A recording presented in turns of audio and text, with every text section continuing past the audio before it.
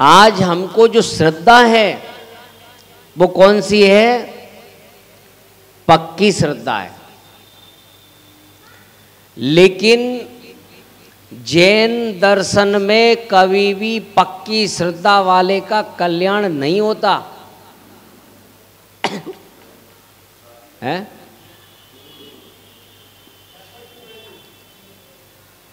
अच्छा, किस किस को विश्वास है गुरु के प्रति, भगवान के प्रति? है?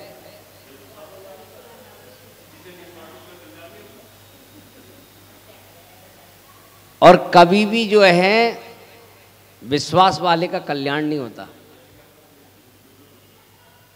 क्या? जैन दर्शन में श्रद्धा होना चाहिए, पर कभी भी पक्की श्रद्धा नहीं होना चाहिए। श्रद्धा हो तो सच्ची श्रद्धा हो। अब पक्की और सच्ची में अंतर क्या है?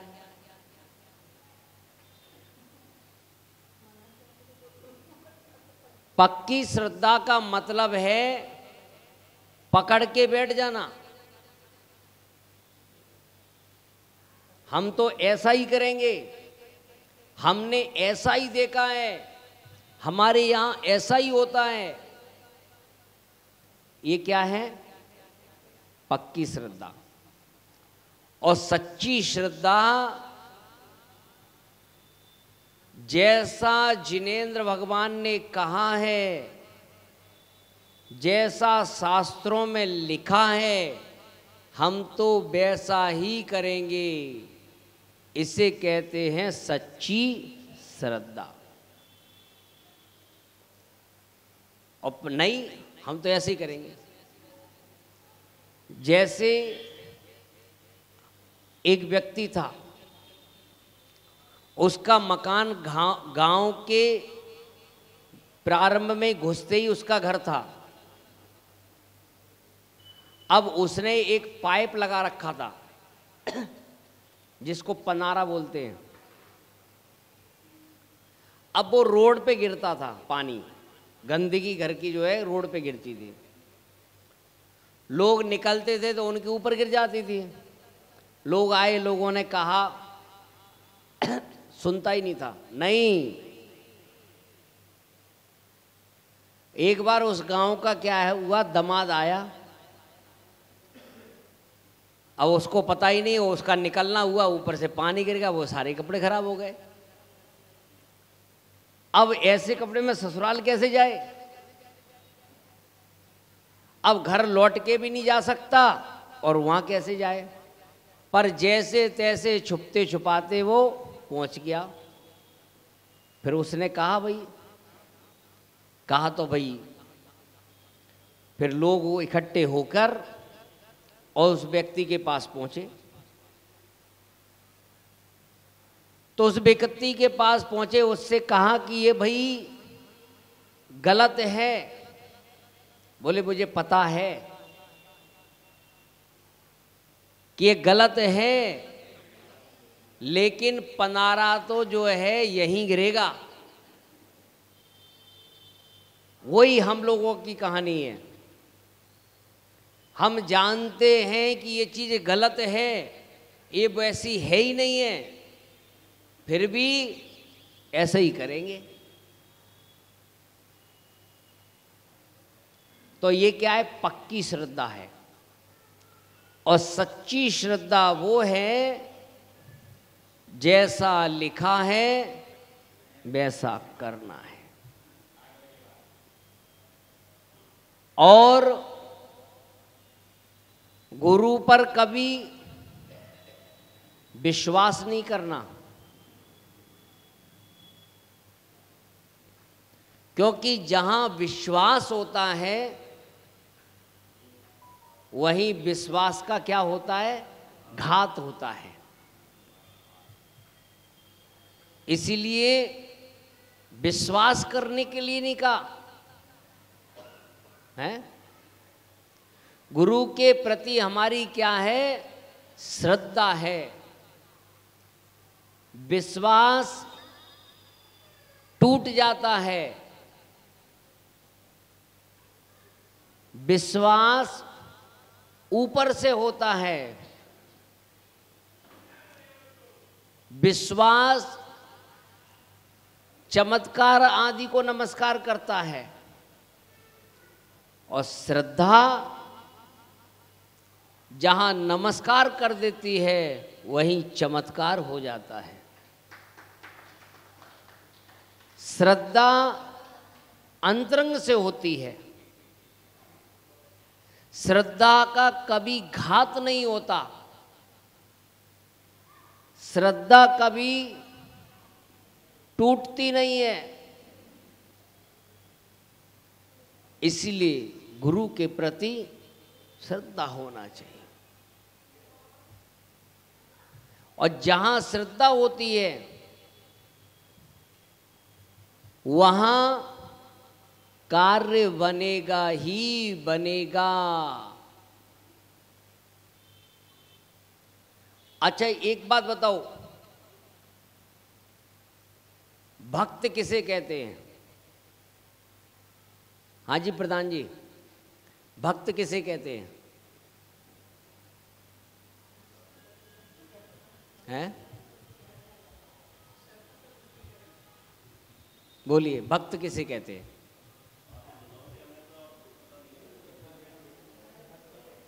क्या अपन भक्त हैं? भक्त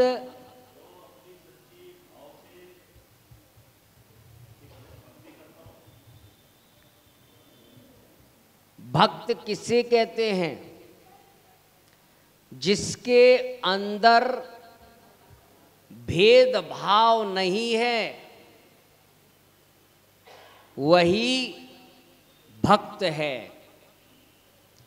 और जिसके अंदर भेदभाव है वह भक्त नहीं हो सकता। मैं अपने जीवन में एक गुरु जरूर होना चाहिए। जिसके जीवन में गुरु नहीं उसका जीवन शुरू नहीं। लेकिन हमने जिनको गुरु बनाया वो आ गए, हमने चौका लगा लिया। जिनको हमने गुरु बना लिया उनका हमने बिहार करा दिया। ऐसे जीव का कभी कल्याण नहीं होता। क्यों? और कोई साधु आया, ना तो उसका चौका लगा रहे, ना उसका बिहार करा रहे, तो ये हो गया भेदभाव। और जिसके अंदर भेदभाव है वह उसका कभी कल्याण होने वाला नहीं है। पर्सनल गुरु बनाए हैं। जिस प्रकार से एक फैमिली डॉक्टर होता है वैसे एक जीवन में गुरु होना चाहिए। अब गुरु किसको बनाना? गुरु बना लिया जिनका बहुत नाम हो रहा है वो हमारे गुरु हैं। ध्यान रखना, कल्याण होने वाला नहीं है, है? कि गुरु भीड़ देखी तो बना लिए, जिनके प्रवचन अच्छे बना लिए, जिनको जो है जिनका बहुत नाम चल रहा है, बड़े महाराज हैं, उनको नहीं, दिखने में सुंदर हैं उनको नहीं, जिनसे हम अपनी हर बात कह सकें, अच्छे से अच्छी, बुरी से बुरी हर बात हम उनसे कह सकें, ऐसे गुरु जिनके पास हम इतनी भीड़ जा ही नहीं सकते, कुछ कह ही नहीं सकते। अच्छे लोगों की भीड़ नहीं होती और भीड़ में अच्छे लोग नहीं होते। और गुरु पर ऐसा श्रद्धान, गुरु कहे कि कुआं में कूद जाओ, यदि गुरु पर आपको श्रद्धान है तो कुआं पे भी कूद जाओ तो कुछ भी बिगड़ने वाला नहीं है। जितने तारे जगत में उतने शत्रु हों, और जिस पे कृपा गुरु की बाल ना बांका हो, उसका बाल बांका भी नहीं हो सकता।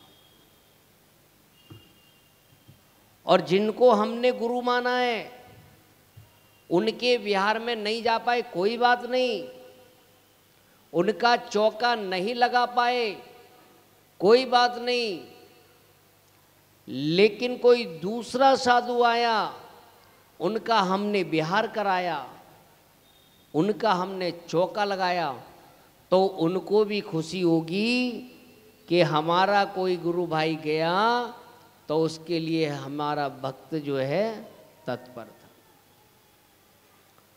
और यदि हमने नहीं लगाया तो ध्यान रखना कि जो तुम्हारे नगर में आए हैं तो उनके भी कहीं ना कहीं भक्त होंगे, तो तुम जिनको मानते हो वो कहीं गए, तो जब तुमने नहीं लगाया तो वहां उनको भी नहीं, तो कैसा रहेगा, तुम्हें कैसा लगेगा। इसीलिए कोई भी साधु हो, किसी भी संघ का हो, प्रवचन करना जानता हो नहीं जानता हो, कोई बात नहीं, पहले तो हमारे लिए ये मुद्रा ही पूज्य है। इस मुद्रा का जो है, क्योंकि ये मुद्रा साक्षात अरिहंत भगवान की मुद्रा है, तो भक्त जो होता है वो इसमें कभी क्या नहीं करता, भेदभाव नहीं करता। आज दुनिया का सबसे बड़ा आश्चर्य यही है, क्या, कि जो दिगंबर साधुओं के दर्शन हो रहे हैं।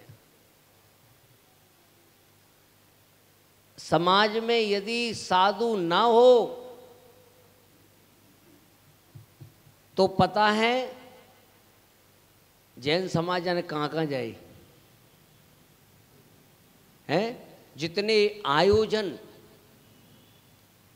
हैं, कितने पंच कल्याणक विधान, कल्याणक भगवान के, मुनियों के दीक्षा दिवस, दीक्षाएं, कितने आयोजन होते हैं। और सबसे ज़्यादा आयोजन, सबसे ज़्यादा महंगे पैसे के खर्चे, तब भी जो है, और कितना ही खर्चा जैन समाज कर दे उतना आता भी है। ये पुण्य है। तो बंधुओं, कभी भी अपने नगर में कोई भी साधु आए, कभी भी उनमें भेदभाव नहीं करना। भगवान के, हमारे ये पारसनाथ भगवान, पारसनाथ हमारे कष्टों को हरेंगे तो महावीर स्वामी के कष्ट देंगे क्या? वो भी कष्ट देंगे। तीर्थंकर उनको इसीलिए कहा जाता है,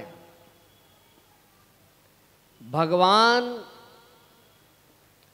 माँ के गर्भ में आते हैं। बताइए कि जब कोई महिला गर्भवती बनती है तो गर्भ में बालक के आने पर उस माँ को पीड़ा होती है कि नहीं होती? कोई बालक आता पीड़ा नहीं होती? तीर्थंकर की माँ की नहीं कह रहा हूं मैं, होती है ना। यदि कोई गर्भ में आता है तो माँ को पीड़ा होती है, लेकिन तीर्थंकर गर्भ में आते हैं तो माँ को पीड़ा नहीं होती, क्योंकि तीर्थंकर किसी को पीड़ा देने के लिए नहीं, पीड़ा को हरने के लिए आए हैं। लेकिन तीर्थंकर की माँ कौन बनती है? जिस महिला ने अपने जीवन में कभी भी गर्भपात आदि नहीं कराया है, जिसने गर्भपात आदि कराया है, वह कभी तीर्थंकर आदि की मां नहीं बन सकती। जो प्राणी मात्र के प्रति करुणा भाव रखती है, अपने पुत्र के समान सब पुत्रों को मानती है, ऐसी वो जगत मां कहलाती है। अपने जीवन में कभी भी गर्भपात नहीं कराना और ना ही किसी को प्रेरित करना, ये पाप नहीं महापाप है। और साधु हत्या, क्या पता कि वो है जीव आगे चल के कोई साधु बन जाता, कोई आरिका माता जी ऐसे जीव की हिंसा करती। सभी जीव अपने पुण्य पाप का लेकर आते हैं, हम तो एक संयोगी हैं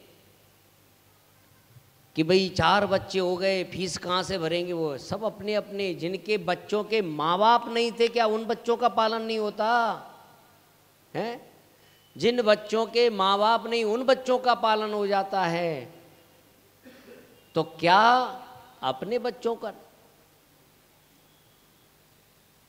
तो कभी भी ऐसे पाप आदि को जो है अपने जीवन में कभी ऐसे वो दिन ना आए। क्या पता कि वो आने वाला जीव कुल को ही रोशन कर जाए।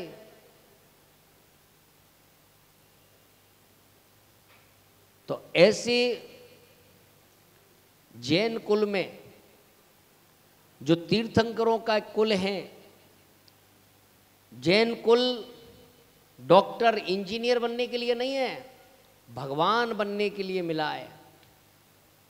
तो हमें ऐसा पुरुषार्थ करना चाहिए कि हे भगवान, अनादिकाल से हमने खूब भेदभाव किए, अब हम किसी के प्रति कोई भेदभाव नहीं रखें, किसी को देखकर हमारे परिणाम खराब नहीं हो, सबसे हमारा भाईचारा हो, कभी किसी से बैर भाव न हो। यदि अपनी भावना ऐसी बन गई तो समझ लेना कि हम भक्त हैं, और जो आज भक्त है वही एक दिन भगवान बन जाता है, और जो भक्त नहीं बना वो कभी भी भगवान नहीं बन सकता। आज जितने भी आचार्य जो हुए हैं, उन्होंने भगवान की भक्ति की, और उस भक्ति के प्रभाव से इस काल में भी उन्होंने ऐसी साधना आदि करके वो निकट भव्य जीव हैं, और आगे चल के यही आज के संत कल के अरिहंत होंगे। बोलो महावीर भगवान के चरणों में नमन, यतिवर के चरणों में नमन। जय गुरुवर जय गुरुवर, जय जय जय हो गुरुवर। ग्राम सोनी में जन्म लिया है मात सुशीला प्यारे, महेश चंद्र जी पिता तुम्हारे, बोलो जय जयकारे। बाल ब्रह्मचारी व्रतधारी गुरुवर भाग्य जगाए, आरती श्री मुनि अनुमान सागर की मोहे अंध विनसाए। गुरुवर के चरणों में नमन, मुनिवर के चरणों में नमन, ऋषिवर के चरणों में नमन, यतिवर के चरणों में नमन। जय गुरुवर जय जय जय हो गुरुवर। प्रज्ञा समन मुनि अमित सागर ने दीक्षा दी उधारा, सुत सागर स्वादमती मात गान लहे ने भव से पार उतारा। आज धर्म की ध्वजा फहराए सूरज भी शर्माए, आरती श्री मुनि अनुमान सागर की मोहे अंध विनसाए। गुरुवर के चरणों में नमन, मुनिवर के चरणों में नमन, ऋषिवर के चरणों में नमन, यतिवर के चरणों में नमन। जय गुरुवर जय जय हो गुरुवर। जगमग दीपक सन थाल में आज संजो कर लाया, आरती तेरी आरती मिटावे भाव जगा कर आया। केवल ज्ञान जगे आत्म में पाप ताप नस जावे, आरती श्री मुनि अनुमान सागर की मोहे अंध विनसाए। गुरुवर के चरणों में नमन, मुनिवर के चरणों में नमन, ऋषिवर के चरणों में नमन, यतिवर के चरणों में नमन। जय गुरुवर जय जय हो गुरुवर। बोलिए हनुमान सागर जी मुनिराज की जय। जो बोले सो अबे। जैन धर्म की जय।